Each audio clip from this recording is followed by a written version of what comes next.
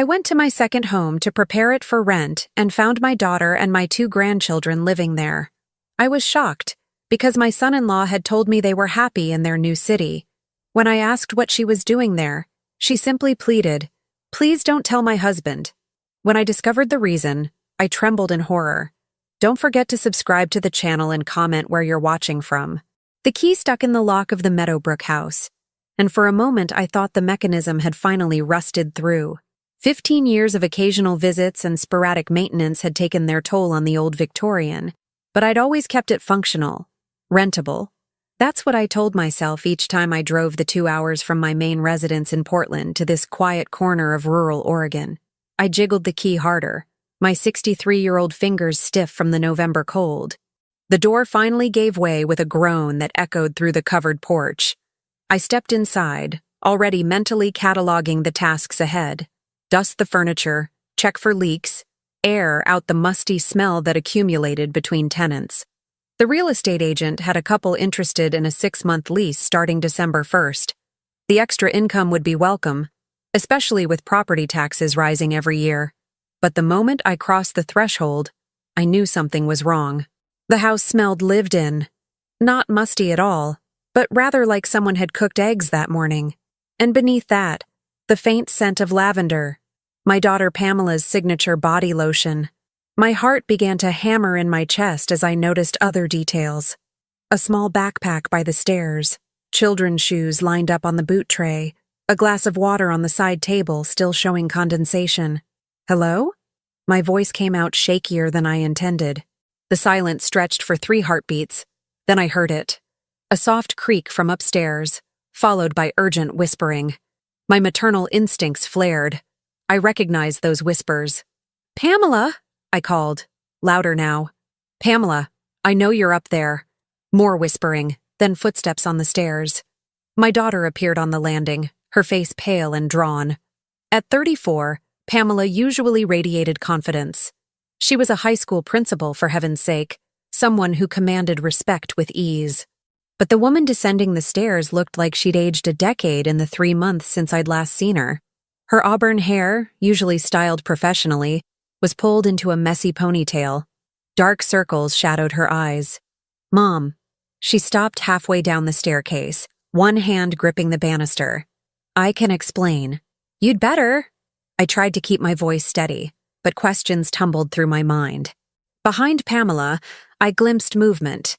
My grandchildren, 9-year-old Emma and 7-year-old Lucas, peeking around the corner at the top of the stairs. "What's going on? Michael told me you were all happy in Seattle. He said your new positions were working out wonderfully." Pamela's face crumpled slightly at her husband's name. She descended the rest of the stairs slowly, as if each step required immense effort. When she reached the bottom, she glanced back at the children, then looked at me with eyes that held something I'd never seen there before. Pure, undiluted fear. "Mom, please." Her voice dropped to barely above a whisper. "Please don't tell anyone we're here. Not Dad, not Brian, not anyone." The mention of my son Brian made my stomach tighten. Why would she specifically mention not telling her brother? They'd always been close.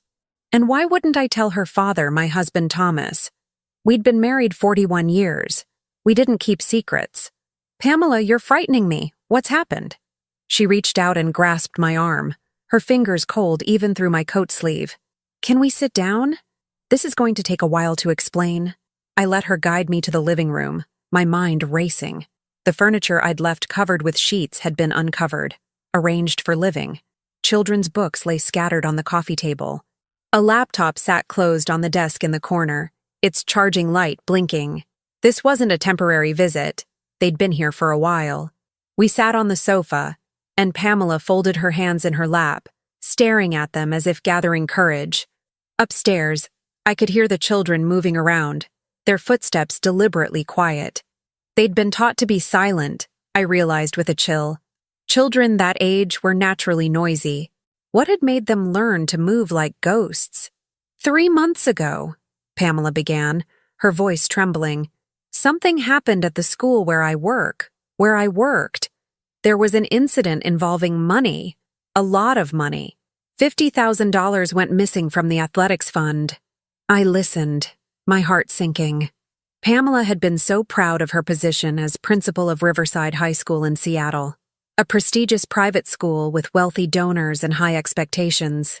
The police were called in, she continued. They investigated and somehow, her voice broke, somehow evidence started pointing to Michael and me. Evidence? I leaned forward. What kind of evidence? You and Michael would never steal. That's absurd. Exactly. Pamela's eyes flashed with the first spark of her usual fire. That's what we kept saying. But Mom, someone forged documents, bank statements showing deposits to an account in our names. Except, we never opened that account. Email correspondence that appeared to come from Michael's computer at his firm, discussing how to hide the money. My digital signature on withdrawal authorizations I never signed. The room seemed to tilt slightly. But those things can be proven false, can't they? Digital forensics, handwriting analysis. We're trying. Pamela's hands twisted together. We hired a lawyer, a good one. But Mom, the person who did this was sophisticated. Really sophisticated. Our lawyer said the forgeries were nearly perfect. And while we wait for the investigation to clear us, the court of public opinion has already convicted us. I thought of Michael, my son-in-law of 12 years. He was a financial consultant, good with numbers, trustworthy. The accusation seemed designed to destroy him. Where is Michael? Pamela's face went even paler. That's the other thing. 2 weeks after the accusations became public, someone broke into our house in Seattle. We weren't home. Thank goodness the kids were at my friend Beth's house and Michael was working late. But they trashed the place, Mom. Tore everything apart. And they left a message. She pulled out her phone with shaking hands and showed me a photograph. I had to put on my reading glasses to see it clearly.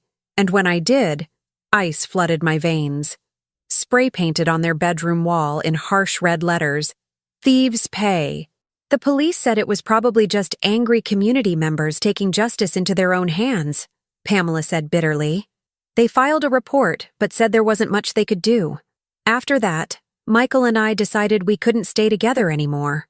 Not because we wanted to separate, but because, her voice cracked, because if someone was willing to break in once, they might come back. And next time we might all be home. The implications settled over me like a heavy blanket. So you separated to protect the children. Michael is staying with his brother in Idaho using a different name. He's still working remotely under the radar, trying to keep income coming in while our assets are frozen during the investigation. And she gestured around the room. I remembered you saying this house was empty between tenants. I knew you kept a spare key under the planter on the back porch. I'm so sorry, Mom. I know I should have asked, but I couldn't risk making phone calls that might be traced or monitored. I couldn't risk anyone knowing where we were.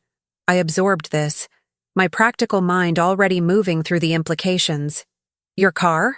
Parked 2 streets over, covered with a tarp. We take public transportation when we need to go anywhere, which isn't often. I've been homeschooling the kids using online resources. And the investigation? What's the status? Pamela's expression darkened. Our lawyer says it could take months, maybe longer. The forensic accounting alone is a nightmare, because whoever did this created a whole web of false transactions. Every time they think they've traced something back to the real culprit, the trail goes cold, or circles back to Michael's name somehow. A thought struck me. Who would do this? Who would go to such elaborate lengths to frame you? I don't know, but something flickered across Pamela's face. A shadow of suspicion or fear, I couldn't tell which. I've thought about it constantly. Someone at the school? One of the parents? A colleague of Michael's? We've made lists, tried to think of anyone who might have a grudge, but nothing makes sense. I stood up and walked to the window, looking out at the quiet street. Meadowbrook Lane was peaceful, lined with old maples and modest houses. The nearest neighbor was Mrs. Patterson, an elderly widow who spent most of her time with her cats. Perfect isolation for someone in hiding. Mom? Pamela's voice was small behind me. I know this is a lot to ask, but please don't tell anyone. Not until we figure out who's behind this and why. I turned back to her, studying my daughter's face. I'd raised her to be honest, strong, independent. The woman before me was all those things, but she was also terrified and desperate. And those children upstairs, my grandchildren, were living like fugitives. I won't tell anyone, I said finally. But Pamela, we can't just wait and hope this resolves itself. Hiding won't clear your names. I know. She wiped at her eyes. But I don't know what else to do. Every time we think we've found a lead, it evaporates. Our lawyer is good, but she's just one person against whoever orchestrated this nightmare. I sat back down beside her and took her hand. Then we'll figure it out together. You're not alone anymore. Relief flooded Pamela's face, but before she could respond, the sound of a car pulling into my driveway made us both freeze. I wasn't expecting anyone. I walked quickly to the front window and peered out through the curtain. A black sedan sat in the driveway, its engine ticking as it cooled. As I watched, a man in a dark suit emerged from the driver's side. Tall, broad-shouldered, with the unmistakable bearing of law enforcement or military. He looked up at the house, and even from this distance, I could see his eyes scanning the windows with professional thoroughness. Pamela, I whispered urgently, get the children. Get them into the basement. Now. Who is it? She was already moving toward the stairs. I don't know, but we're about to find out. Pamela disappeared upstairs in a rush of quiet footsteps. I heard the muted sounds of her gathering the children, their confused whispers, the soft closing of the basement door. My heart hammered against my ribs as I watched the man in the suit approach the front door. He knocked. 3 sharp, authoritative raps. I made myself count to 10 before opening the door, trying to compose my expression into one of polite curiosity rather than panic. When I opened the door, the man stood on my porch with his hands clasped in front of him, his face professional but not unkind. Mrs. Winters? He asked. My blood ran cold. How did he know my name? Yes? He pulled out a badge, holding it up for my inspection. I'm Detective Gerald Bailey, Seattle Police Department. I'm sorry to disturb you, but I'm looking for your daughter, Pamela Winters. I have reason to believe she might be staying at this property. The world narrowed to a pinpoint. Someone had found them. Despite all their precautions, someone had tracked Pamela and the children here. And standing on my porch was either a real detective following up on a lead or someone far more dangerous wearing a convincing disguise. I gripped the doorframe and looked Detective Bailey directly in the eye. I'm sorry, Detective, but I haven't seen my daughter in months. Now, if you'll excuse me, I have work to do. I started to close the door, but his hand shot out, holding it open with surprising gentleness. Mrs. Winters, please. I'm not here to arrest anyone. I'm here because I think Pamela and her family might be in danger. My hand froze on the door. What kind of danger? The kind that comes from digging too deep into the wrong people's business. His voice dropped lower, urgent. The kind that gets people hurt. I can't explain more out here. Please, if you know where she is, you need to tell me. For her safety. I searched his face, trying to read whether he was sincere or whether this was some elaborate trap. My mind raced through possibilities, weighing risks. If he was legitimate and Pamela was truly in danger, sending him away might be a fatal mistake. But if he was connected to whoever had framed her, inviting him in would be worse. I'll need to see additional identification, I said finally. And I want to verify your badge number with the Seattle Police Department before we have any further conversation. Something like approval flickered in his eyes. Smart. I would expect nothing less from Pamela's mother. He handed me a business card along with his badge. My direct line is on there. Call the main precinct number if you prefer. They'll confirm I'm who I say I am. I took the card, my fingers trembling slightly despite my effort to appear calm. Wait here. I closed the door, not slamming it, but firmly, and walked on shaking legs to the living room where I'd left my purse and phone. I could feel Detective Bailey watching through the window, patient and still. I pulled up the Seattle Police Department's main number online and dialed, praying this wasn't somehow part of the trap. A professional voice answered, Seattle Police? How may I direct your call? I need to verify the identity of one of your detectives, I said, keeping my voice steady. Gerald Bailey, badge number 4721. A pause. Keyboard clicks. Yes, ma'am. Detective Bailey is with our financial crimes unit. Is there a problem? No, thank you. I hung up before she could ask more questions. Financial Crimes Unit. That fit Pamela's story. But it didn't tell me whether Bailey was friend or foe, whether he was investigating the frame-up or part of it. I looked at the basement door, behind which my daughter and grandchildren waited in terrified silence. Then I looked back toward the front door, where a man stood who claimed to want to help. I made a decision that would either save my family or destroy us all. I opened the door again. Come in, detective. But I warn you, if you're lying about wanting to help, you'll regret it. He stepped inside, and I closed the door behind him, sealing us all inside with whatever truth he'd brought to my doorstep. Detective Bailey stood in my living room with the controlled stillness of someone trained to assess situations quickly. His eyes swept the space, taking in the uncovered furniture, the children's books on the coffee table, the laptop in the corner. I saw the exact moment he registered what it all meant. "She's here," he said quietly. It wasn't a question. I didn't confirm or deny. "You said she was in danger. Explain that first." He moved to the window, careful to stand to the side where he couldn't be seen from the street. 3 days ago, a man was found dead in his apartment in Tacoma. Single gunshot wound to the head, made to look like suicide. His name was David Greenberg. He was a forensic accountant who'd been quietly investigating the Riverside High School theft case on behalf of an anonymous client. My throat went dry. And you think his death wasn't suicide?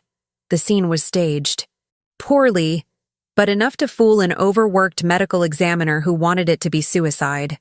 Bailey turned back to me, his expression grave. Greenberg had discovered something. 2 days before he died, he called my precinct trying to reach someone in financial crimes. He said he had evidence that would blow the case wide open, that Pamela and Michael Winters had been framed as part of something much bigger. What happened to that evidence? Gone. His apartment was cleaned out professionally. Every file, every hard drive, every scrap of paper. Whoever killed him knew what they were looking for. He paused. "Mrs. Winters, your daughter stumbled into something that powerful people want to keep buried. The theft at that school? I think it's connected to something larger. Embezzlement, money laundering, I'm not sure yet. But someone chose Pamela and Michael as convenient scapegoats, and they've proven willing to kill to protect that secret." Before I could respond, I heard a soft creak from the basement door. Pamela emerged slowly, her face ashen. She must have been listening from the stairwell. "David Greenberg," she whispered. "He contacted me 6 weeks ago, said he believed us and wanted to help. I gave him access to our financial records, everything we had." Her hand flew to her mouth. "Oh, my word. I got him killed." "No." Bailey's voice was firm. "The people who framed you got him killed. You were trying to clear your name. There's a difference." He glanced at me, then back to Pamela. "But Mrs. Winters, I need you to tell me everything you know. Every detail about the theft, about who had access to those funds, about anything unusual that happened in the months before the money disappeared." Pamela sank onto the sofa, and I sat beside her, taking her hand. She began talking, her voice gaining strength as she worked through the timeline. She described how the athletics fund had been accumulated over 5 years through donations and fundraisers, how the money was supposed to be used for a new gymnasium, how the school's CFO, a man named Richard Sutton, had first discovered the discrepancy during a routine audit. "Richard called me into his office on August 5th, Pamela said. "He showed me the accounts, showed me where the money should have been versus what was actually there. At first, I thought it was a banking error. But then he showed me the withdrawal authorizations, all with my digital signature, and the bank statements showing deposits to an account allegedly held by Michael and me." "Who else had access to the fund accounts?" Bailey asked, pulling out a small notebook. "The board of directors, Richard, myself, and the school's attorney, Patricia Marsh. That's it. Every withdrawal required 2 signatures, mine and Richard's. So Sutton could have forged the documents." "Possibly. But why? He's worked at Riverside for 20 years. His reputation is spotless." I'd been listening carefully, my mind working through angles. "Pamela, you said the money was supposed to be for a new gymnasium. Was there any controversy about that? Anyone who opposed the project?" Pamela frowned, thinking. Actually, yes. A group of parents wanted the money used for academic programs instead. They were pretty vocal about it. There were some heated board meetings. Names? Bailey was writing rapidly. The Hendersons, James and Carol, the Rousseaus, Andre and Michelle, and… Pamela's face changed, a new realization dawning. And my brother's in-laws, Brian's wife, Jennifer's parents, the Caldwells. My stomach dropped. Brian's wife, Jennifer, had always been difficult, but her parents, Robert and Diane Caldwell, were influential and wealthy. They sat on boards across Seattle, controlled significant real estate holdings, and were known for getting their way in every situation. They opposed the gymnasium? I asked. Vehemently. Robert Caldwell actually threatened to pull his considerable donations if the project went forward. He wanted the money redirected to a STEM program that his tech company would help develop. When the board voted to proceed with the gym anyway, he was furious. Bailey looked up sharply. And this was when? Before or after the money disappeared? Before. Maybe 2 months before. The detective's expression darkened. Mrs. Winters, did you ever consider that the theft might have been engineered specifically to stop the gymnasium project? Pamela stared at him. You mean someone stole the money just to prevent a building from being built? That seems extreme. Not if there was more at stake than just a gymnasium.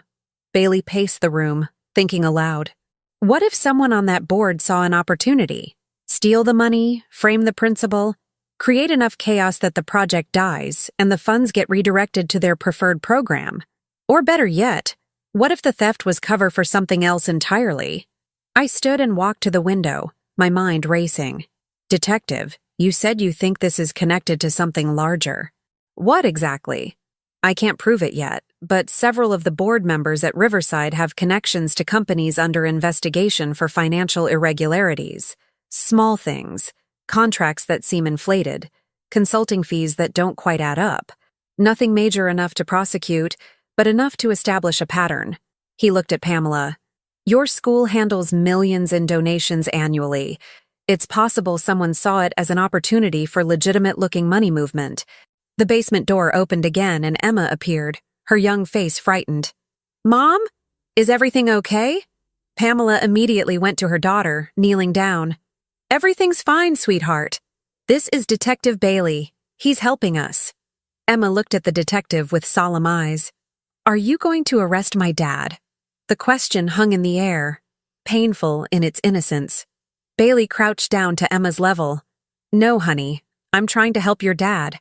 But I need your family to trust me and tell me everything you know.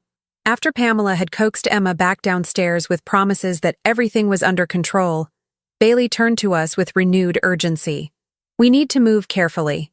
If the Caldwells are involved, and I'm not saying they definitely are, but if they are, we're dealing with people who have resources and connections. They could make legal trouble for your entire family. They already have, I said quietly. Both Pamela and Bailey looked at me. 2 weeks ago, Thomas, my husband, mentioned that Robert Caldwell had called him, said he was concerned about family matters, wanted to meet for coffee. Thomas didn't think much of it, said Robert was probably just making sure we were handling the scandal okay.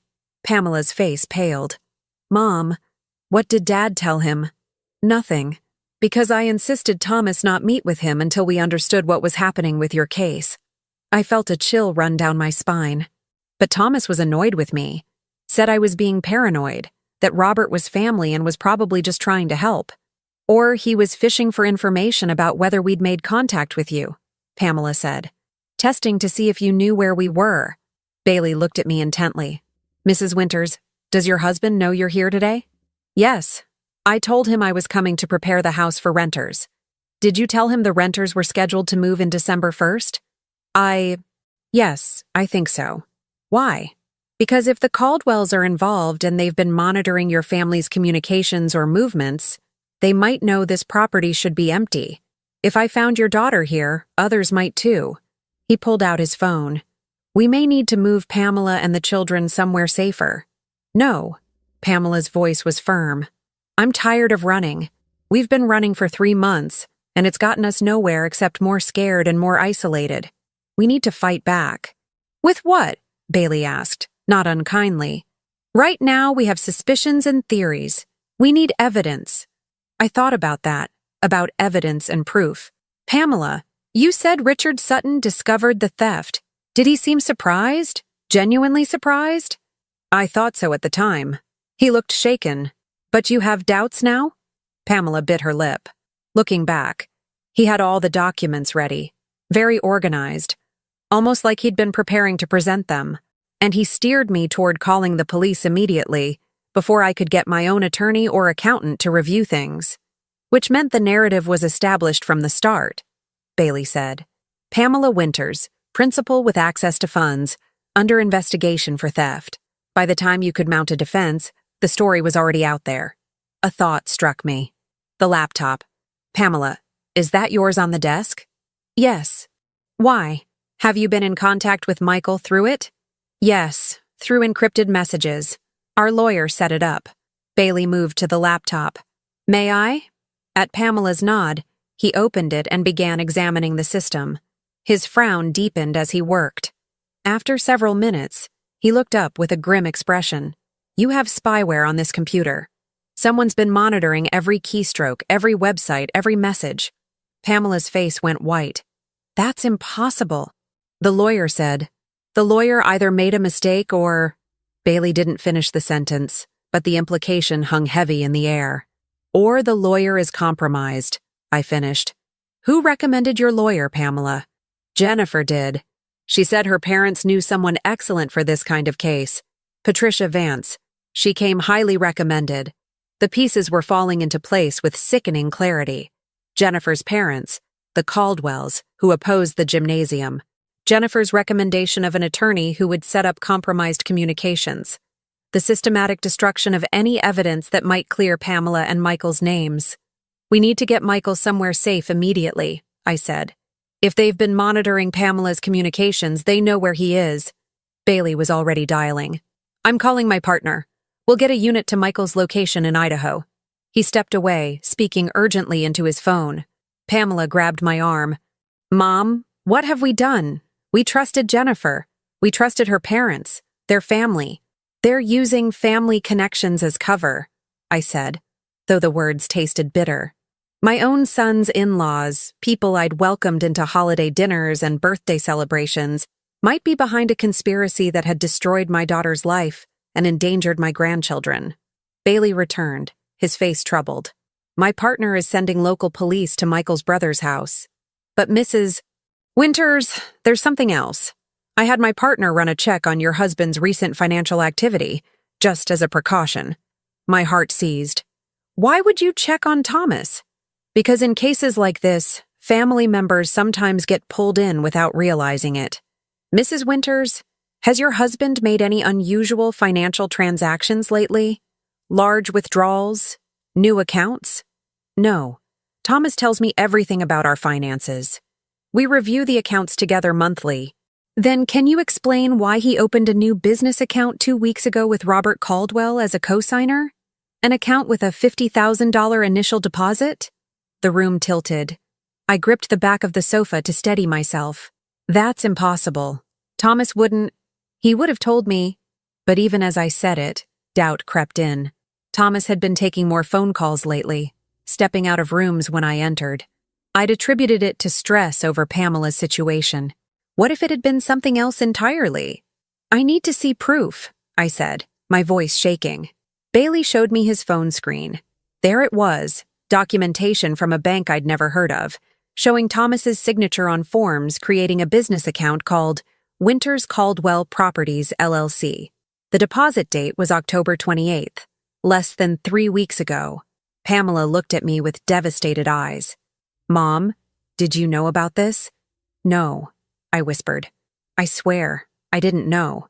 The sound of a car door slamming outside made us all freeze. Through the window, I saw a silver Mercedes pull up behind Bailey's sedan. My son Brian emerged from the driver's side, his wife Jennifer from the passenger side. They walked toward the house with purpose, Jennifer's heels clicking sharply on the pavement. They're here, Pamela breathed. How did they know? Bailey moved quickly to the window, his hand instinctively going to his hip where I glimpsed a weapon holstered under his jacket. Mrs. Winters, Do not let them in. Not until we understand what's happening. But it was too late. I heard Brian's key turning in the lock, the spare key I'd given him years ago for emergencies. The front door opened, and my son walked in with his wife at his side, both of them stopping short when they saw Detective Bailey. "Mom?" Brian looked genuinely confused. "What's going on?" Jennifer got a call from her father saying there was suspicious activity at this address. "We came to check on you." Jennifer's eyes swept the room, landing on Pamela with an expression I couldn't quite read. "Well," she said, her voice dripping with false sympathy, "I guess the mystery of where Pamela's been hiding is solved." Bailey stepped forward, his badge visible. "I'm Detective Gerald Bailey, Seattle PD, and I think it's time we all had a conversation about exactly what's been happening and who's been orchestrating it." The tension in the room was suffocating. My son, my daughter-in-law, a detective I barely knew, and the terrible knowledge that somewhere in this web of family connections, someone was lying. Someone was destroying lives. And I had no idea who to trust anymore. Jennifer's perfectly manicured hand rested on Brian's arm as she surveyed the room with cool calculation. My son looked genuinely bewildered, glancing between his sister and me with mounting concern. But Jennifer's expression held something else entirely, something that made my maternal instincts flare with warning. "Detective Bailey," Jennifer said smoothly. "I'm Jennifer Winters. This is my husband, Brian. I assume you're here about the investigation into my sister-in-law's theft from Riverside High School?" "Alleged theft," Bailey corrected, his tone professional but cold. "And actually, Mrs. Winters, I'm investigating several related matters, including the murder of a forensic accountant and a possible conspiracy to frame innocent people." Brian's face went pale. "Murder? What are you talking about?" Before Bailey could answer, Pamela stepped forward, her voice shaking with anger. "How did you know I was here, Jennifer? This house was supposed to be empty. Nobody knew we were staying here except—" She stopped, the realization hitting her visibly. "Except you knew we needed a lawyer. You recommended Patricia Vance. Did she tell you we were here?" "Pamela, I have no idea what you're implying," Jennifer said, but I caught the slight tightening around her eyes. "My father called me 20 minutes ago saying his security system flagged unusual activity at this address. He has concerns about protecting the family's interests, given the scandal you've created." "His security system?" I stepped forward, my voice sharper than I'd ever used with my daughter-in-law.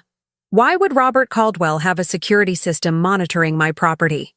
Jennifer's smile didn't reach her eyes. "It's not just this property, Mother Winters. Daddy has security monitoring several locations connected to the family.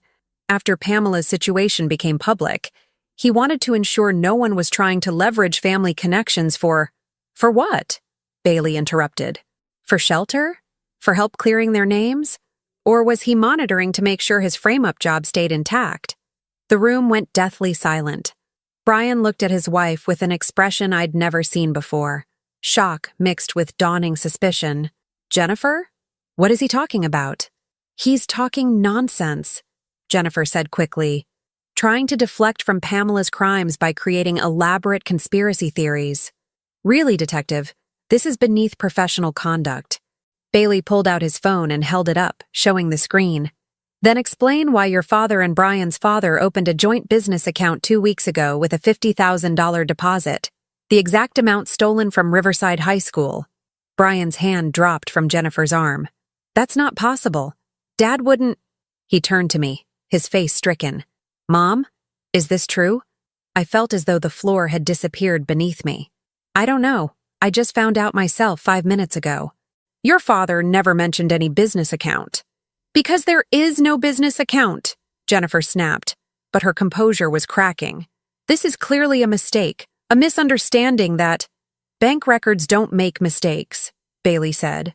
"And they're especially clear when the account holder's signatures match official documentation.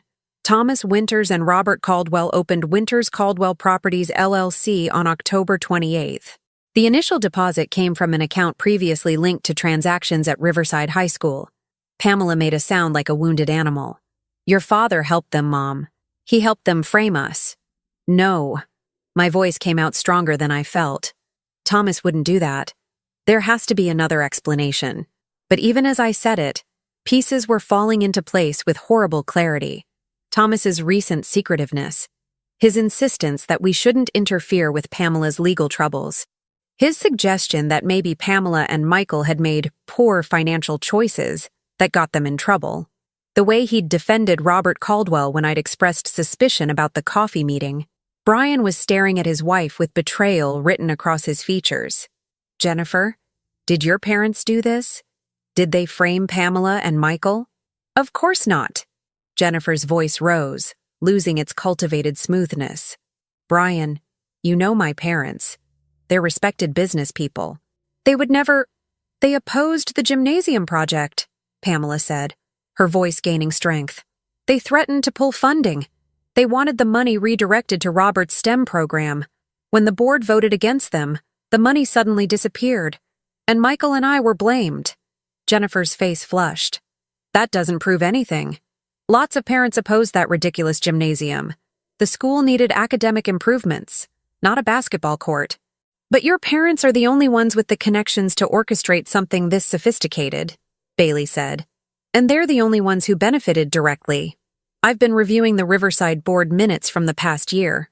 After Pamela was suspended pending investigation, guess who was appointed to head the committee for redirecting the stolen funds?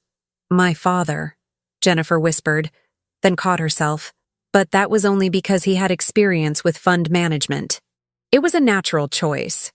A convenient choice, I said, my anger building. And now that same money has appeared in an account with my husband's name on it. Tell me, Jennifer, how does that work exactly? How do you steal money, frame my daughter, and then implicate my husband? Jennifer's eyes flashed with something ugly. Maybe your perfect Thomas isn't so innocent. Maybe he saw an opportunity to make some money and took it. Did you ever think of that? Brian stepped away from his wife, his face twisted with pain and confusion.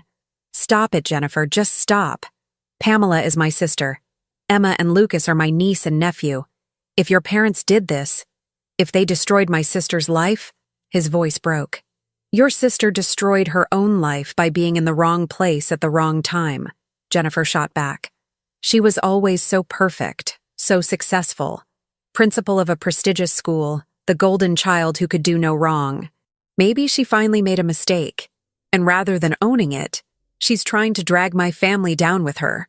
The venom in her voice shocked me. This wasn't the woman who'd married my son 8 years ago. Or if it was, she'd hidden this side carefully. Pamela took a step back, hurt flickering across her face. You've hated me, Pamela said softly. All these years, you've resented me. You made it so easy, Jennifer said bitterly. Everything handed to you.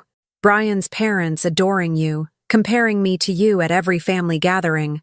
Pamela got another promotion. Pamela's children are so well behaved. Meanwhile, I worked twice as hard and got half the recognition. So, you decided to destroy her? I asked, my voice cold. Is that what this is? Jealousy? I didn't destroy anything, Jennifer shouted, her composure completely shattered now. I just told my parents what was happening at Pamela's school. I mentioned the board conflicts.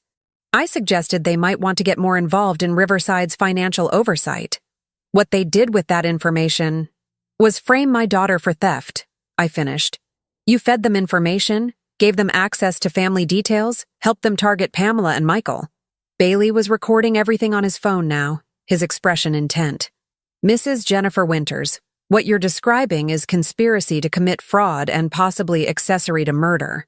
David Greenberg died investigating this case. Jennifer went still, genuine fear crossing her face for the first time. I don't know anything about a murder. I swear, I don't. My parents said they were going to handle the school situation. They said Pamela had been careless with the funds, and they were going to make sure it got corrected. They never said anything about... She stopped, her hand flying to her mouth. About what? Bailey pressed. About framing them? About forging documents? About making their lives so dangerous they had to go into hiding? I didn't know it would go that far, Jennifer whispered. I thought they'd just get Pamela fired, maybe reassigned. Not this. not police investigations and accusations. Brian made a sound of disgust. You knew enough. You knew your parents were doing something to hurt Pamela, and you let it happen. You helped it happen. He looked at his sister with tears in his eyes. Pamela, I'm so sorry. I didn't know. I swear I didn't know. Pamela nodded, unable to speak, her own tears falling silently. I felt something shift inside me, the paralysis of shock giving way to cold, focused determination. My family was being torn apart by greed and jealousy. My daughter had been framed, my grandchildren terrorized, my husband somehow entangled in corruption. And standing in my living room was the woman who'd helped orchestrate it all because she couldn't handle her own insecurities. Detective Bailey, I said quietly, I believe Jennifer needs to tell you everything she knows about her parents' activities. Every conversation, every detail. I want a lawyer, Jennifer said immediately. You recommended Pamela's lawyer, Bailey pointed out. The one who put spyware on her computer. I wouldn't trust your family's legal contacts if I were you. The door burst open before anyone could respond. Thomas stood in the doorway, his face flushed and breathing hard as if he'd been running. Behind him stood Robert and Diane Caldwell, both dressed in expensive business attire, both wearing expressions of practiced concern. Susan, Thomas said, his voice urgent. Thank goodness I found you. Robert called and said there was a problem. He stopped, taking in the scene. Pamela standing with tear-stained cheeks, Brian separated from his wife, Bailey with his badge visible, Jennifer looking cornered and desperate. Thomas, I said, my voice eerily calm, why don't you explain to everyone here about the business account you opened with Robert Caldwell? The one with $50,000 in it? My husband's face went from flushed to ashen in seconds.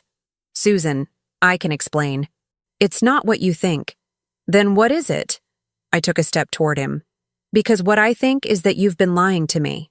What I think is that while our daughter was being framed for theft, while our grandchildren were living in fear, you were in business with the people destroying our family. So please, Thomas, explain to me what it really is. Robert Caldwell stepped forward smoothly, his politician's smile in place. Susan, there's clearly been a misunderstanding. Thomas and I were discussing a legitimate real estate investment opportunity. The timing is unfortunate, but the account has nothing to do with the exact amount stolen from my daughter's school. I finished. Don't insult my intelligence, Robert. I've known you for 8 years, and I've watched you manipulate board meetings and business deals with that same smile. It doesn't work on me. Diane Caldwell spoke for the first time, her voice icy. Be very careful about making accusations you can't prove, Susan. Slander is a serious offense. So is conspiracy to commit fraud, Bailey interjected.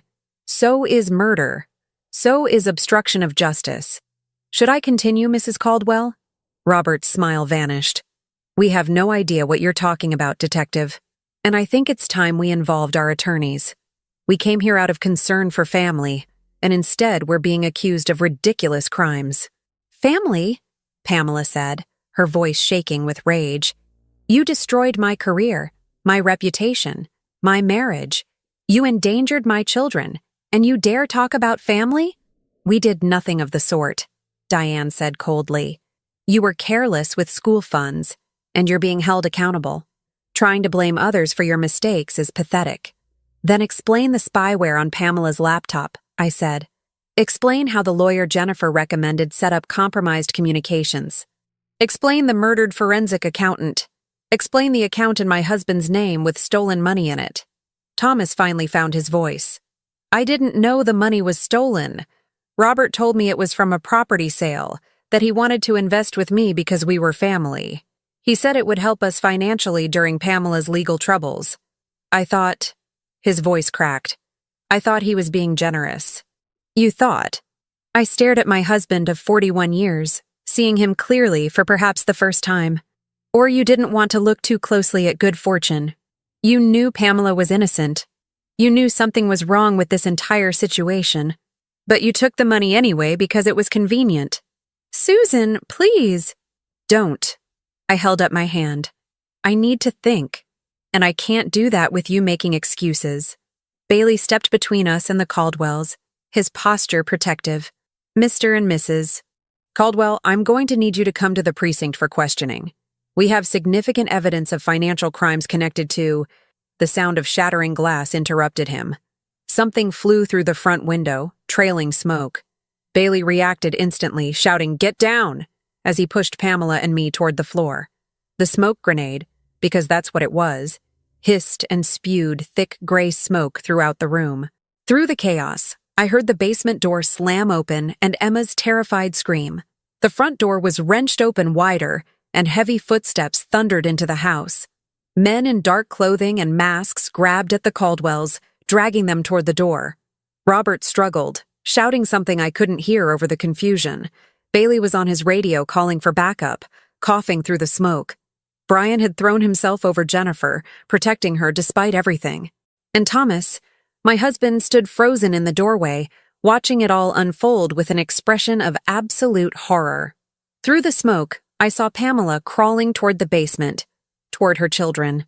I followed her, my 63-year-old knees protesting but my will absolute. Whatever was happening, whoever these people were, they would not touch my grandchildren. The smoke was clearing as we reached the basement stairs. I looked back and saw the masked men dragging the Caldwells out of the house and into a waiting van. Bailey was pursuing, weapon drawn, but they were too fast. The van door slammed shut and it roared away down Meadowbrook Lane, leaving only smoke and chaos behind. In the basement, I found Pamela holding Emma and Lucas, all three of them trembling. I wrapped my arms around them all, my heart hammering. "It's okay," I whispered, though nothing was okay. "I've got you. I've got you all." But as I held my family in that dark basement, listening to the sirens beginning to wail in the distance, I knew with cold certainty that whatever we'd stumbled into was far bigger and far more dangerous than a simple frame-up.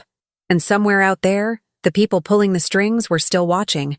The police arrived within minutes, their sirens cutting through the November evening like knives. I sat on the sofa with Pamela and the children, all of us wrapped in blankets despite the house being warm. Emma hadn't stopped shaking, and Lucas had buried his face in his mother's shoulder, refusing to look at anyone. My hands trembled as I held a cup of tea someone had pressed into them, probably Brian, who hovered nearby looking lost and broken. Detective Bailey was outside coordinating with the arriving officers, his voice carrying through the broken window. Thomas sat in the armchair across from us, his face gray and aged. He kept trying to catch my eye, but I couldn't look at him. Not yet. Not until I understood the full extent of what he'd done. Jennifer sat alone by the door, her earlier composure completely shattered. Mascara streaked her face, and her hands twisted together in her lap. Brian had tried to comfort her twice, but she'd pushed him away both times. The distance between them was a physical thing now, a chasm that might never be bridged. An officer came to take our statements, a young woman with kind eyes and a patient demeanor. She started with me, asking me to recount everything from the moment I'd arrived at the house. I told her about finding Pamela, about Detective Bailey's arrival, about the revelations regarding the Caldwells and the stolen money. My voice remained steady, clinical almost, as if I were narrating someone else's story. When I mentioned the masked men and the kidnapping, the officer's expression grew more grave. "Mrs. Winters, did you recognize anything about these men? Voices, build, any identifying features?" "They moved like professionals," I said, remembering. "Military or law enforcement training, maybe.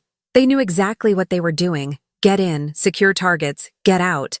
The whole thing took less than 90 seconds. And they specifically targeted Robert and Diane Caldwell? They didn't attempt to take anyone else?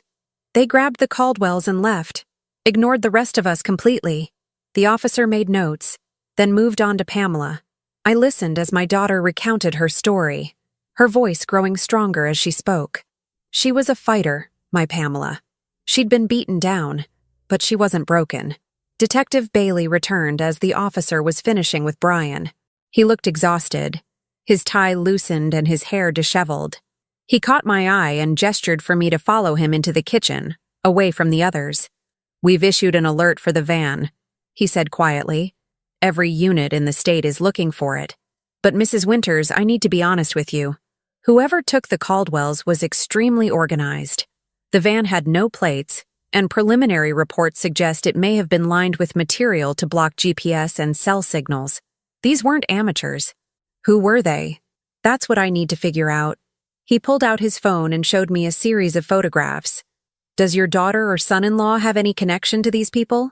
I studied the faces. Hard-looking men and women, some in business attire, others more casual. None looked familiar. Who are they? Associates of a man named Viktor Sokolov. He runs what appears to be a legitimate import-export business, but we've suspected for years that he's involved in money laundering for various criminal organizations. About 6 months ago, we got a tip that he was using Seattle charitable organizations and private schools as fronts for washing money. My blood ran cold. Riverside High School? Possibly. We haven't been able to prove anything yet, but the timing is suspicious.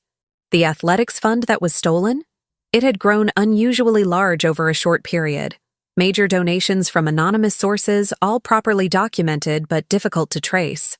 So someone was using the school to launder money, and when Pamela and the board decided to spend it on the gymnasium, they became a problem. The money needed to stay in flux, moving between accounts, being invested, and reallocated.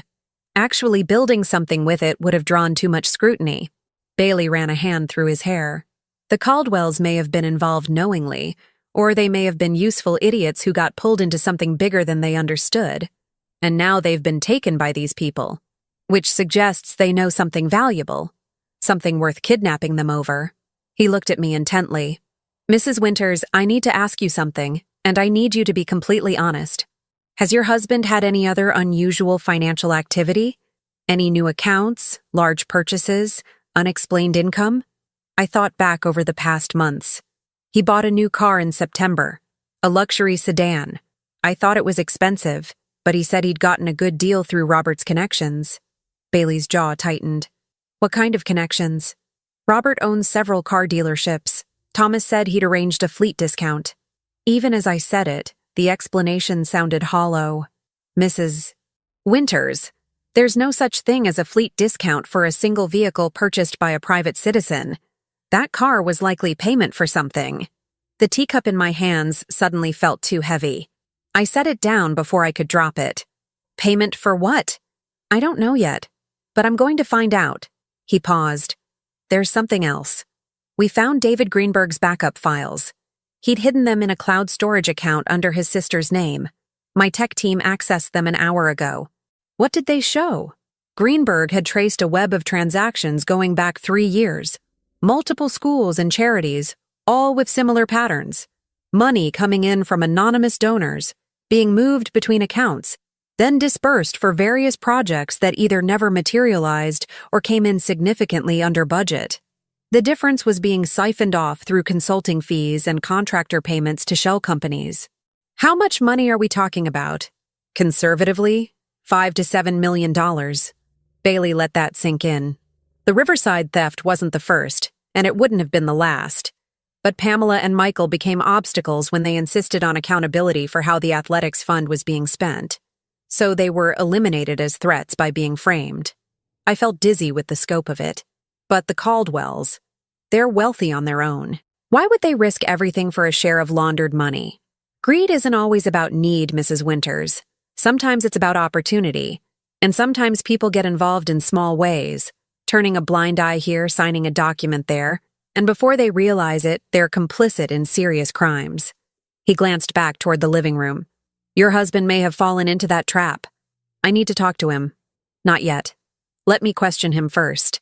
If he's involved deeper than we think, anything you say to him could compromise the investigation.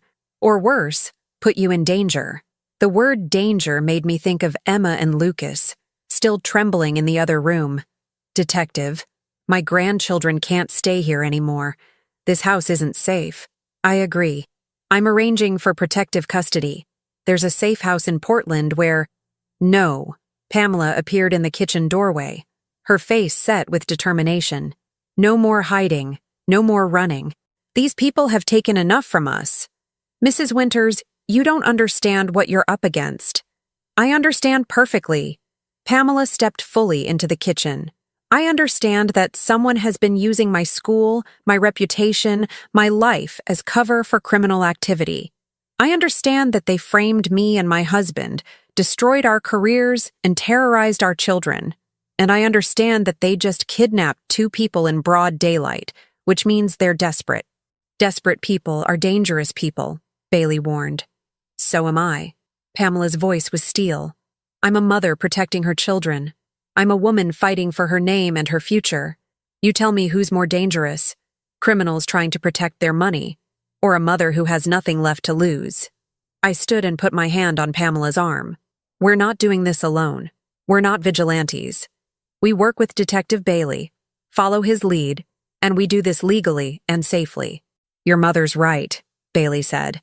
But Pamela, your anger, your determination, we can use that. I need someone who knows Riverside inside and out, someone who can help me understand the financial structures, the board politics, who had access to what. I can do that. And I need you to contact Michael. Tell him to stay exactly where he is, not to move, not to trust anyone except my partner who's being sent to him. Can you do that? Pamela nodded, pulling out her phone. Then she stopped, looking at it suspiciously. The spyware. They'll know. I had my tech team remotely wipe your system when we discovered it. Your laptop is clean now, and I'm giving you a secure phone. Bailey handed her a basic smartphone. Use only this for sensitive communications. As Pamela stepped away to call Michael, Bailey turned back to me. Mrs. Winters, I need to talk to your husband now. But first I need to know, are you going to be okay? Learning that he's been involved in this? Was I okay? My husband had betrayed our daughter, whether through greed or stupidity. My son's marriage was in shambles. My grandchildren were traumatized. My second home had been violated, shot at, and filled with smoke. And somewhere out there, people dangerous enough to commit murder and kidnapping were still pulling strings. I'm not okay, I said honestly, but I will be. Because I'm going to make sure my family gets through this. All of them. I looked toward the living room where Thomas sat. Even the ones who've made terrible mistakes. Bailey studied me for a long moment, then nodded with something like respect. All right, let's start getting answers. We returned to the living room where Bailey gestured for Thomas to follow him to the dining room. My husband stood slowly, looking at me with desperate eyes. I kept my expression neutral, giving him nothing. He needed to understand the gravity of what he'd done, and my forgiveness, if it came at all, would have to be earned. As they disappeared into the dining room, Brian came to sit beside me. Mom, I'm so sorry. If I'd known what Jennifer's parents were doing, if I'd had any idea. I know. I took my son's hand. You're not responsible for your in-laws' choices. Or your wife's, for that matter. I don't know if we're going to survive this. His voice cracked. Our marriage, I mean. How do I forgive her for helping destroy Pamela's life? I don't know if you do, I said honestly. That's between you and Jennifer. But right now, we need to focus on clearing Pamela and Michael's names and keeping everyone safe. An officer approached us. Mrs. Winters, we've finished processing the scene. We're going to board up the broken window, but I'd recommend not staying here tonight. Do you have somewhere you can go? I thought about my house in Portland, the home Thomas and I had shared for decades. Could I go back there knowing what I now knew? Could I sleep in the same bed, eat at the same table, pretend everything was normal? We'll figure something out, I said. Pamela rejoined us, her face tight with worry. Michael says there have been strange cars near his brother's house. He thought he was being paranoid, but now... Give me the address, Bailey called from the dining room. I'm sending units there now. The secure phone in Pamela's hand suddenly buzzed. She looked at the screen, and her face went white. It's a text, from a number I don't recognize. Don't open it, Bailey said sharply, emerging from the dining room. Give it to me. He took the phone carefully, using a stylus to open the message. His expression darkened as he read it. Then he held it up for me to see. The message was simple and terrifying. We have the Caldwells. We know where Michael is hiding. We know where the children go to school. Stop digging or we start removing problems permanently. You have 24 hours to convince the detective to close his investigation. Below the text was a photograph. Robert and Diane Caldwell. bound to chairs in what looked like a basement, both looking terrified but unharmed. And in the corner of the photo, deliberately placed, was today's newspaper, proving the image was current. "They're alive," Pamela whispered. "For now," Bailey said grimly. He turned to his officers. "I need a trace on this number immediately, and I want protective details on Michael Winters and every member of this family within the hour." "Detective?" one officer said hesitantly. "The captain is going to need authorization for that level of resource deployment. We're talking about round-the-clock protection for at least 6 people. Then get me the captain. This just became a kidnapping case with credible threats against witnesses." Bailey looked at each of us in turn. "Nobody goes anywhere alone. Nobody makes decisions without telling me first, and nobody, absolutely nobody, tries to negotiate with these people. Understood?" We all nodded, but I felt a chill run through me. 24 hours. In 24 hours, if Bailey didn't back down, people would start dying. And I had no doubt these criminals would start with the most vulnerable targets: the children. Thomas emerged from the dining room, escorted by another officer. His face was blotchy from crying, his eyes red. "Susan, they're saying I might be charged with conspiracy. They're saying I could go to prison."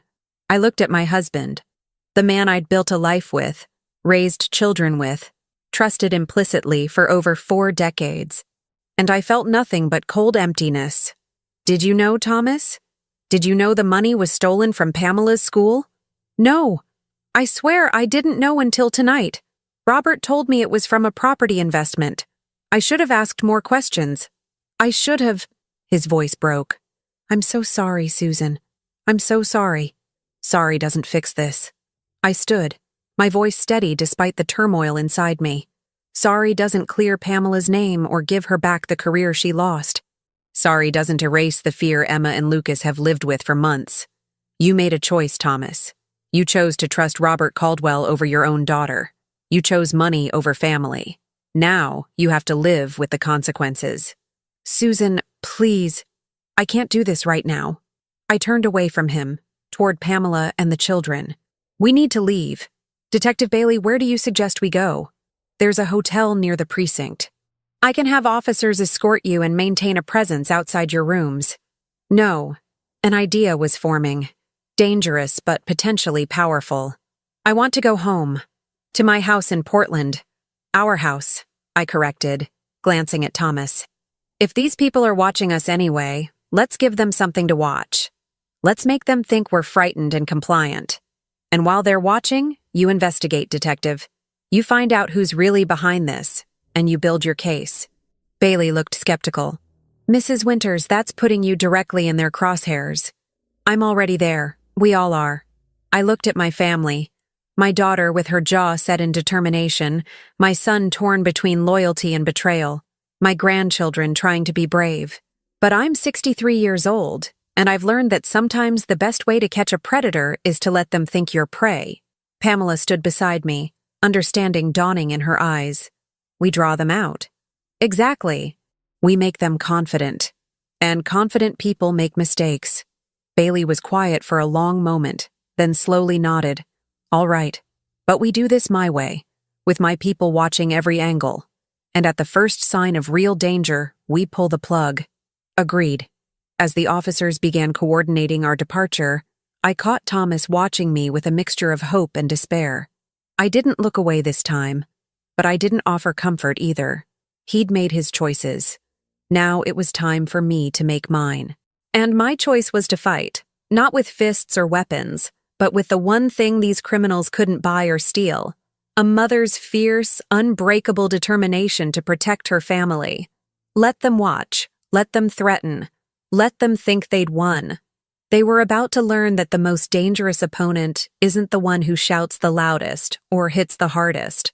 It's the one who's willing to play the long game, who thinks 3 moves ahead, and who will never, ever stop until justice is served. The house in Portland felt different when we arrived near midnight. The familiar cream-colored walls and comfortable furniture now seemed like stage props in an elaborate play. Detective Bailey had positioned plainclothes officers in unmarked cars on both ends of the street, and a tech van disguised as a cable repair vehicle sat 3 houses down, monitoring all communications in and out of our home. Pamela put the children to bed in the guest room, staying with them until they fell asleep. Brian had gone to a hotel. He couldn't face Jennifer, who'd been taken to the precinct for further questioning, and Thomas moved through the house like a ghost, trying to help, but mostly staying out of my way. I sat at the kitchen table with a cup of chamomile tea, my mind working through everything we knew. Bailey sat across from me, his laptop open, reviewing David Greenberg's files for the 100th time. "There's something we're missing," I said quietly. "Something that connects all the pieces." "What do you mean?" "The Caldwells couldn't have orchestrated this alone. They're wealthy and connected, but this level of sophistication, the forgeries, the money laundering network, the surveillance, that requires expertise they don't have." Bailey looked up. "You're right. We've been treating them as the architects when they're probably just participants. So who's really in charge?" Before he could answer, his phone buzzed. He read the message and his expression darkened. My partner got to Michael's location in Idaho. The brothers' house was empty. Signs of a hasty departure, but no indication of violence. My heart seized. "Where's Michael?" "Unknown. His phone is off, and his brother's phone goes straight to voicemail. Either they ran or they were taken." I stood, pacing the kitchen. "We need to assume the worst. These people have the Caldwells, and now possibly Michael and his brother. They're collecting leverage." Pamela appeared in the doorway, her face pale. "I heard. What do we do?" "We proceed as planned," Bailey said. "We make them think we're backing down while I continue investigating quietly. Mrs. Winters, are you sure you're ready for this?" I nodded. "What time tomorrow?" 2 o'clock. The board meeting at Riverside High School. It's technically a public forum to discuss the status of the stolen funds and the investigation. Most of the key players will be there. Richard Sutton, the CFO, Patricia Marsh, the school attorney, several board members. "Including whoever's really pulling the strings," I said. "Exactly. And that's when we'll make our move." Pamela looked between us. "What move? What have you two been planning?" I sat back down and took her hand. "Tomorrow, I'm going to that board meeting. I'm going to publicly announce that our family is withdrawing all cooperation with the investigation, that we believe you made mistakes with the school funds and we're no longer supporting your claims of innocence."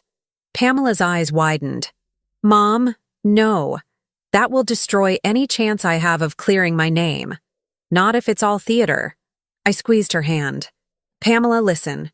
We need whoever's behind this to feel safe. Right now, they're in crisis mode. They've kidnapped people, they're making threats, they're desperate. Desperate people are dangerous but also sloppy. We need them confident again. Confident that they've won, that we're defeated. And when they're confident, that's when Detective Bailey and his team move in. They've been building a case, but they need one more piece. They need someone to slip up, to reveal themselves." I looked at Bailey. "Isn't that right? We have evidence of financial crimes, but we don't have the person at the top. Someone has been carefully insulated from direct involvement. Someone smart enough to use others as buffers." He pulled up a document on his laptop, but Greenberg's files contained something interesting. Coded references to someone called the administrator. Every major decision in the money laundering scheme was approved by this person.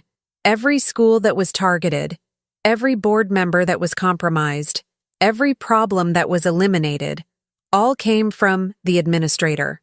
Do we know who that is? Not yet, but they'll be at that meeting tomorrow. They have to be. This is too big a moment to miss. The family of the accused publicly giving up, essentially confirming Pamela's guilt. The administrator will want to see that victory firsthand. I felt a chill of understanding. So we give them their victory, and then we watch who celebrates, who relaxes, who makes the mistake of thinking they're safe. Bailey closed his laptop. "Mrs. Winters, I need you to understand. This is risky. If they suspect we're setting a trap, things could go very wrong very quickly." "I understand." I looked at Pamela. "But I'm not going to let these people win. They've taken too much from us already." Pamela was quiet for a long moment, then nodded slowly. "What do you need me to do?" "Stay here with the children. Let them believe you've been broken. Detective Bailey will have officers watching the house, but you need to seem defeated, not defiant. I can do that. Pamela's jaw tightened. But Mom, please be careful. These people have killed before. I know, but they're not going to kill me in front of dozens of witnesses at a public board meeting. That's exactly why this will work. After Bailey left to coordinate with his team, I found Thomas in the living room, staring at old family photos on the mantel. He looked up when I entered, his eyes red and swollen. Susan, can we talk? Not tonight, Thomas. Tomorrow, after the meeting, we'll talk. About everything. Will you ever forgive me? I looked at the photos he'd been studying. Pamela's high school graduation, Brian's wedding, family vacations and holiday dinners. A lifetime of memories, now tainted by betrayal. I don't know, I said honestly. But Thomas, you need to understand something. Whether I forgive you or not, things will never be the same between us. You chose money over our daughter. You chose to trust a man you barely knew over the family you've spent 40 years building. That kind of betrayal doesn't just disappear with an apology. I know. His voice broke. I've been thinking about why I did it. I keep trying to justify it. We were worried about retirement. Medical bills keep rising. I wanted to provide security for our future. But the truth is, Robert made me feel important. Like I was part of something exclusive and successful. And I was flattered. So flattered that I didn't ask the questions I should have asked. Vanity, I said softly. You were seduced by vanity. Yes. Thomas wiped his eyes. And I destroyed everything that actually mattered in the process. I didn't comfort him. He needed to sit with that truth, to really understand what he'd done. Tomorrow at the meeting, I need you to play your part. Look defeated. Look ashamed. Because we're going to catch the people who pulled you into this. And when we do, your cooperation might be the only thing that keeps you out of prison. Thomas nodded miserably. I'll do whatever you need. After he'd gone to bed, in the guest room, not our bedroom, I sat alone in the kitchen reviewing everything one more time. There was something nagging at me, a detail that didn't quite fit. I pulled out my phone and called Bailey. Mrs. Winters? Is everything all right? The lawyer, I said. Patricia Vance. The one Jennifer recommended to Pamela. The one who put spyware on the laptop. Have you investigated her thoroughly? She's been questioned. Claims she was duped, that someone must have compromised the software she installed remotely. Why? Because she's also the school attorney. She's been at Riverside for years, according to Pamela. She would have intimate knowledge of all the financial systems, all the security protocols. She would know exactly how to manipulate things. Bailey was quiet for a moment, and she'd have access to the board, the donors, everything. Mrs. Winters, Patricia Marsh, and Patricia Vance are the same person, I finished. She uses Marsh at the school and Vance for her private practice. Pamela mentioned it once, but I didn't connect it until now. Patricia Marsh was one of the few people with access to the athletics fund, and Patricia Vance was supposed to be helping Pamela and Michael clear their names while actually sabotaging them. She could be the administrator. I could hear the excitement in Bailey's voice. It fits. A lawyer would understand how to structure the money laundering, how to create the necessary legal documents, how to frame Pamela and Michael perfectly, and she'd have the connections to work with someone like Viktor Sokolov. Will she be at the meeting tomorrow? As the school's attorney? Absolutely. Mrs. Winters, this is it. This is the break we needed. After we hung up, I felt a mixture of exhilaration and fear. We had a target now, but that made tomorrow even more dangerous. Patricia Marsh was smart, careful, and had already proven willing to destroy lives to protect her operation. Confronting her, even in a public setting, carried enormous risk. I was pouring myself a glass of water when I heard a soft knock on the back door. My heart jumped. The officers were watching the front of the house. Who would use the back entrance? I moved quietly to the door and peered through the window. A figure stood in the shadows of the porch, bundled in a dark coat. As my eyes adjusted, I recognized the profile. Michael. I opened the door quickly, pulling him inside. He looked terrible, unshaven, exhausted, his clothes rumpled. But he was alive. Michael, thank goodness. Detective Bailey said you disappeared. I had to. He glanced around nervously. Is Pamela here? Are the kids safe? They're upstairs sleeping. What happened in Idaho? Someone came to the house. My brother saw them watching from a car and we ran. We've been driving for hours, using back roads. I had to ditch my phone in case they were tracking it. He grabbed my arm. Susan, they're not just after the Caldwells. They're cleaning house. Everyone who knows too much is a liability now. You need to talk to Detective Bailey. He has protective custody arranged. No. Michael's grip tightened. You don't understand. There's someone inside the police department feeding them information. That's how they always stay one step ahead. Bailey might be clean, but someone on his team isn't. The implications hit me like a physical blow. If the police were compromised, then every plan we'd made, every strategy we'd discussed, all of it could have been leaked. How do you know this? David Greenberg told me before he died. He called me the night before they killed him. Said he'd discovered the money trail led to someone in law enforcement, someone high enough to access investigation files and evidence. Michael's eyes were desperate. That's why he was killed. Not because of what he found about the schools, but because he found the corrupt cop. Did he give you a name? No. He said he needed to verify it first. But Susan, whoever it is, has been protecting this operation from the inside. They'll know about tomorrow's board meeting. They'll know about the trap you're setting. My mind raced through the possibilities. If someone in the police department was compromised, it could be anyone. An officer, a detective, someone in administration. We couldn't trust the protective details, couldn't trust the surveillance, couldn't trust anything. We need to warn Bailey. How? If we call him, the corrupt cop might intercept the message. If we meet with him, we might be followed. Michael looked haunted. We're on our own, Susan. And tomorrow, when you walk into that board meeting, you'll be walking into a trap with no backup. I took a deep breath, steadying myself. Then we changed the plan. We don't wait for them to make a mistake. We force one. What do you mean? I smiled, and it wasn't a kind expression. I mean, it's time to stop playing defense.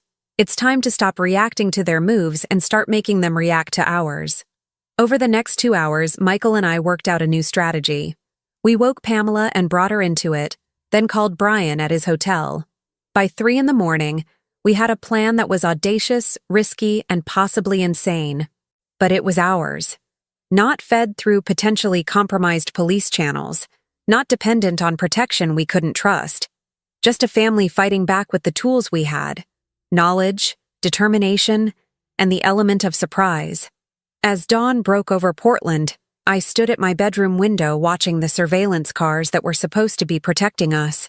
One of those officers might be working for the enemy. One of them might be reporting our every move. Let them report, I thought. Let them think they know what's coming. Because the thing about being underestimated your whole life, about being seen as just a polite, sensible older woman, is that people forget you're also intelligent, strategic, and capable of playing a very long game. I'd spent 40 years managing a household, navigating family politics, solving problems with patience and wisdom. Those same skills, applied to a different kind of battle, could be devastating. The board meeting was in 9 hours. In 9 hours, we would confront the administrator. We would expose the corruption. We would clear Pamela and Michael's names. Or we would lose everything trying. I turned from the window and began preparing for the most important performance of my life. Not the frightened, defeated mother they expected to see, but the woman I'd always been underneath. Fierce, protective, and absolutely unwilling to surrender. The Riverside High School boardroom was packed when we arrived at 1:45. Parents, teachers, concerned community members, all crammed into a space designed for 30 people. Television cameras lined the back wall. This had become a media spectacle, and everyone wanted to witness the fallen principal's family either fight or surrender. I walked in with Thomas at my side, both of us dressed conservatively, our expressions carefully neutral. Brian followed with Jennifer. We'd convinced her to attend as part of our plan, though she still faced charges pending the outcome of today. Pamela had stayed home with the children as agreed, though she was connected via a video call on Michael's secured phone, watching everything unfold. The board members sat at a long table at the front. Richard Sutton, the CFO who'd first discovered the theft. 3 parent representatives, including a woman I didn't recognize. And at the center, Patricia Marsh, the school attorney. She looked elegant and composed in a navy suit, her silver hair perfectly styled, her expression sympathetic as she watched us enter. Detective Bailey sat in the 3rd row, looking official but concerned. We'd decided to let him continue believing we were following the original plan. If there was a corrupt officer feeding information to the criminals, we couldn't risk revealing our true strategy. As we took our seats, I caught Patricia's eye. She gave me a small, sad smile, the expression of someone who felt bad for our family's misfortune but had no responsibility for it. It was a perfect performance. Too perfect. The board chair, an older man named Douglas Freeman, called the meeting to order. We've gathered today to address the ongoing investigation into the theft of funds from our athletics program, and to hear from the family of our former principal, Pamela Winters. Mrs. Winters, I believe you requested time to speak? I stood slowly, letting my age show in the careful way I rose from my chair. Let them see a tired, defeated older woman. Let them underestimate me one last time. Thank you, Mr. Freeman. My voice was soft, almost apologetic. I appreciate the board allowing me to address you today. This has been an incredibly difficult time for our family. Patricia leaned forward slightly, her expression encouraging. She thought she'd won.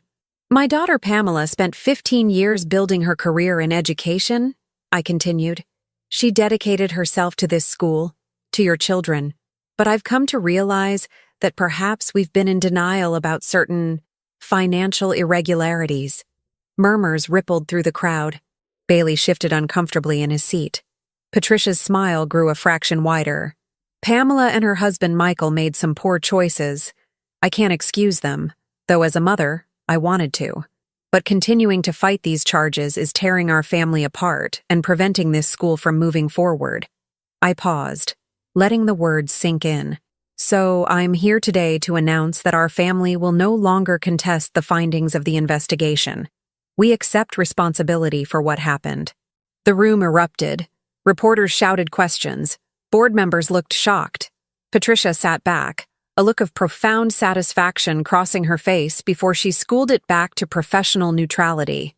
However, I said, my voice cutting through the noise, I do have one question before we close this chapter. The room quieted. Douglas Freeman nodded. Of course, Mrs. Winters. I'd like to understand exactly where the money went. I pulled a folder from my bag, papers Michael and I had compiled through the night from David Greenberg's hidden files. Because according to forensic accounting records, the $50,000 taken from the athletics fund was deposited into multiple accounts over a 3-day period. Small amounts, designed to avoid triggering reporting requirements. But those accounts? They don't belong to my daughter or son-in-law. Patricia's expression didn't change, but I saw her fingers tighten on her pen. In fact, I continued, walking slowly toward the board table, those accounts belong to shell corporations registered in Delaware. Corporations with deliberately obscured ownership, but which share registered agents with 18 other entities that have received funds from charitable organizations and schools across Washington state over the past 3 years. I placed the folder on the table in front of Douglas Freeman. Mr. Greenberg, the forensic accountant who was murdered 2 weeks ago, traced a pattern. Schools with sudden influxes of anonymous donations. Board members who advocated for keeping those funds liquid rather than spending them. CFOs and attorneys who had access to the accounts and the sophistication to move money without detection. Richard Sutton had gone pale. Patricia remained still as stone. The total amount laundered through these organizations is estimated at $7 million. The Riverside theft wasn't the crime. It was the cleanup operation when my daughter insisted on accountability for how funds were being spent. She became an obstacle, so she was eliminated as a threat by being framed. Mrs. Winters, Patricia said smoothly, these are serious accusations. Do you have any proof that this alleged scheme exists beyond speculation? I do. I turned to face her directly. Mr. Greenberg documented everything before he died. He identified the administrator, the person coordinating this entire operation, the person who had the legal expertise to structure the scheme, the access to manipulate school records, and the connections to work with criminal organizations like Viktor Sokolov's operation. Patricia's composure cracked slightly. I don't know who Viktor Sokolov is.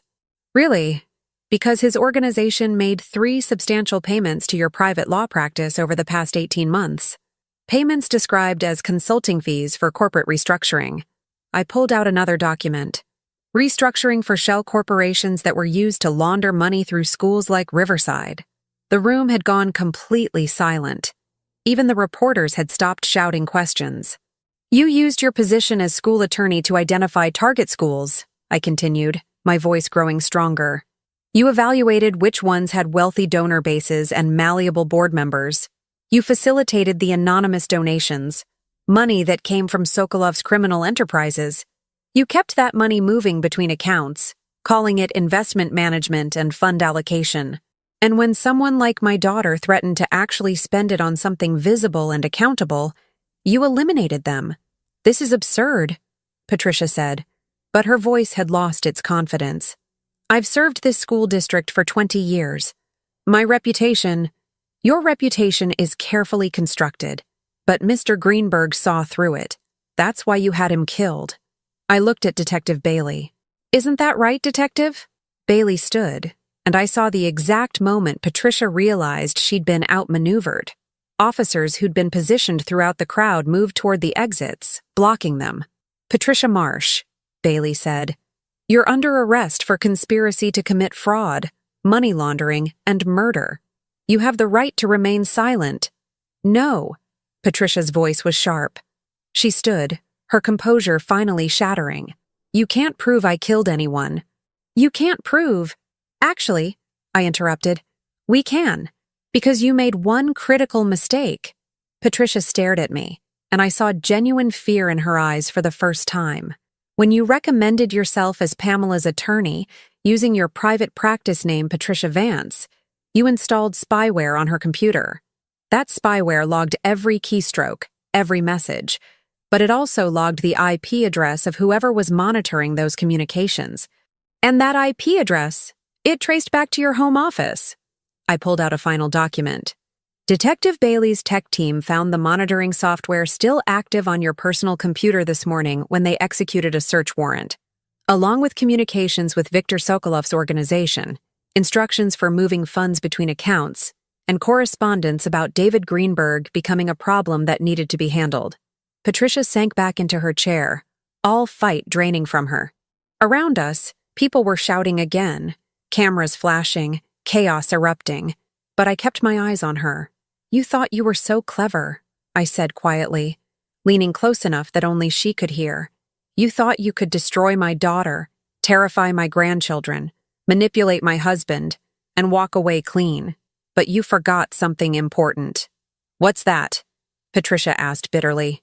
Never underestimate a mother protecting her family. And never underestimate a woman who spent a lifetime solving problems with patience and wisdom rather than force.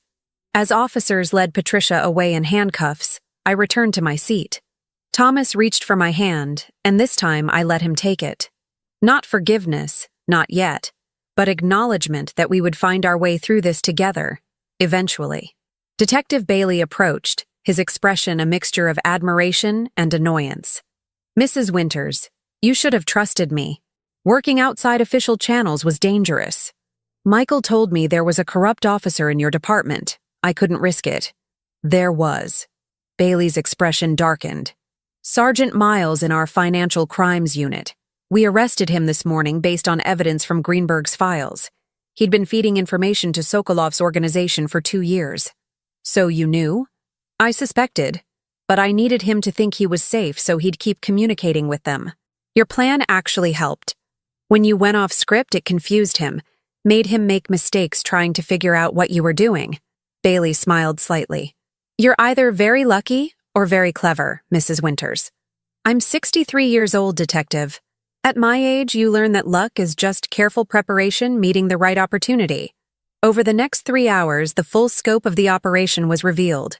Richard Sutton, the CFO, had been a willing participant, receiving kickbacks for his cooperation. Several board members had been compromised through bribes or blackmail. The Caldwells had been located by Sokolov's organization, and were being held to ensure Patricia's silence. They were found unharmed once Patricia was arrested and provided information about their location. Jennifer sat through it all with tears streaming down her face, realizing how thoroughly her parents had been used. Brian stayed beside her, not offering comfort, but not abandoning her either. Their marriage might not survive this, but they would at least face it together. As the sun set, we gathered at my house, all of us. Pamela and Michael reunited, holding each other as if they'd never let go. Emma and Lucas, understanding that the nightmare was finally over. Brian and Jennifer, speaking in quiet, serious tones about what came next. And Thomas, sitting in the corner, trying to find words for apologies that could never be adequate. I stood in the kitchen, watching them all, feeling the weight of the past week settling on my shoulders. We'd won. Pamela's name would be cleared, the real criminals arrested, justice served. But the cost had been high. Trust broken, relationships damaged, innocence stolen from children too young to understand why adults did terrible things. "Mom!" Pamela appeared beside me, her eyes red but peaceful. "Thank you. For everything. For believing in us when everyone else had given up. For fighting when it would have been easier to accept their lies. You're my daughter. Fighting for you wasn't a choice. It was an instinct." I touched her cheek gently. "But Pamela, I didn't do this alone. Michael found crucial information. Brian stood by you despite pressure from Jennifer's family. Even your father, despite his mistakes, helped in the end. What are you going to do about Dad?" I looked at Thomas, who sat hunched in the armchair, looking decades older than his 64 years. "I don't know yet. He betrayed us, but he was also manipulated. He let vanity cloud his judgment, but he's suffering for it now. We'll work through it, somehow. Maybe marriage counseling, maybe a separation for a while. But he's still your father, and he loves you. That counts for something." Pamela hugged me tightly. "When I grow up, I want to be like you." I laughed, a sound that felt foreign after weeks of tension. "Pamela, you're 34 and a school principal. You're already grown up. You know what I mean. Your strength, your wisdom, your ability to see 3 moves ahead while everyone else is still figuring out the current move. I watched you in that boardroom today, and I realized you weren't just defending me. You were teaching everyone a lesson about underestimating people based on age, or gender, or appearance. Maybe I was, I admitted. Maybe I'm tired of being seen as just someone's mother, or wife, or grandmother, as if those roles diminish rather than strengthen me. I've raised children, managed a household, navigated complex family dynamics for 4 decades. Those skills are valuable. They're powerful. People forget that at their own peril. That evening, after the others had left or gone to bed, I sat alone on the back porch of my Portland home. The November air was cold, but I wrapped myself in a blanket and watched the stars emerge. Tomorrow, Pamela and Michael would begin the process of reclaiming their lives. Brian and Jennifer would decide if their marriage could survive her family's betrayal. Thomas and I would start the difficult conversations about trust, forgiveness, and what our future looked like. But tonight, I just sat and breathed and let myself feel the victory. Not the kind of victory that came with fanfare or celebration. Not the kind that made heroes out of ordinary people. Just the quiet satisfaction of a problem solved through patience rather than force. Through intelligence rather than aggression. Through the accumulated wisdom of a lifetime spent learning how to navigate difficult situations with grace and determination. The house on Meadowbrook Lane would need repairs. The broken window fixed, the smoke damage cleaned, the memories of violence scrubbed away. But it would remain in our family, a testament to survival and resilience. Maybe I'd rent it after all. Or maybe Pamela and Michael would move there once everything was settled. Make it a home filled with new, happier memories. My phone buzzed with a message from Detective Bailey. Final count. 8 arrests, including Patricia Marsh, Richard Sutton, Sergeant Miles, and 5 members of Sokolov's organization. Multiple agencies taking over the investigation of money laundering across 12 schools and 6 charities. Your daughter's record will be completely expunged. Michael's too.